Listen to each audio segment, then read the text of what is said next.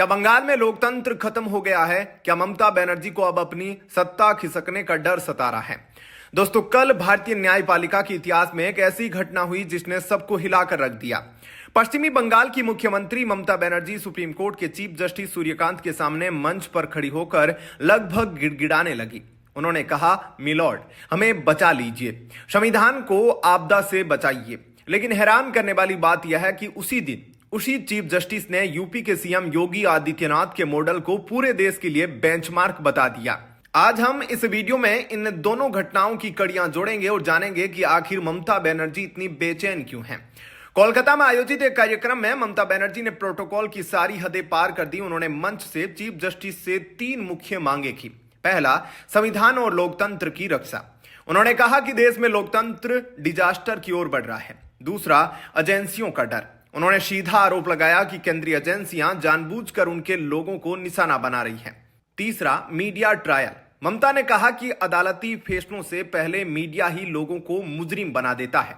सोचने वाली बात यह है, क्या एक मुख्यमंत्री को उस जज के सामने यह बातें करनी चाहिए जिसकी अदालत में उनके अपने मंत्रियों के खिलाफ भ्रष्टाचार के मामले चल रहे हैं।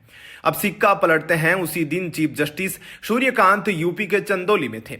वहां उन्होंने जो कहा वो ममता बनर्जी के लिए किसी झटके से कम नहीं था। उन्होंने सीएम योगी आदित्यनाथ के कामकाज की प्रशंसा करते हुए कहा कि यूपी ने जो कोर्ट कॉम्प्लेक्स बनाए हैं वो पूरे भारत के लिए मिसाल है। मैं जिस भी राज्य में जाऊंगा वहां यूपी का उदाहरण दूंगा। एक तरफ बंगाल की सीएम कह रही है कि लोकतंत्र खतरे में है और दूसरी तरफ देश का सबसे बड़ा जज कह रहा है कि यूपी का मॉडल सबसे बेहतरीन है। यह तुलना अपने आप में बहुत कुछ कह देती है। इस ड्रामे के बीच प्रधानमंत्री नरेंद्र मोदी भी बंगाल में थे। उन्होंने पहली वंदे भारत स्लीपर ट्रेन को हरी झंडी दिखाई, लेकिन उनका असली निशाना घुसपैठ पर था। मोदी जी ने साफ कहा कि टीएमसी सरकार ने वोट बैंक के लिए बांग्लादेशी घुसपैठियों को पनाह दी है, जिससे बंगाल की भाषा, बोली और डेमोग्राफी बदल रही है। पीएम ने गारंटी दी कि बीजेपी सरकार आते ही इन घुसपैठियों पर बड़ा एक्शन लिया जाएगा।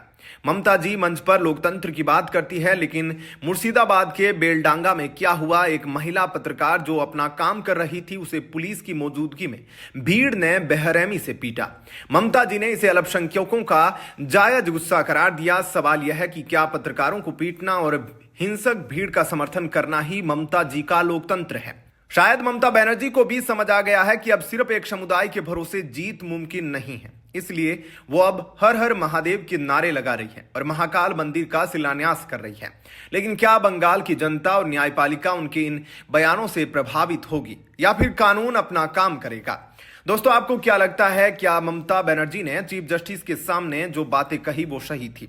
क्या बंगाल को वाकई योगी मॉडल की जरूरत है? अपनी राय कमेंट बॉक्स में जरूर दे। अगर वीडियो जानकारीपूर्ण लगा हो तो इसे शेयर करें और हमारे चैनल को सब्सक्राइब करें। धन्यवाद। जय श्री राम।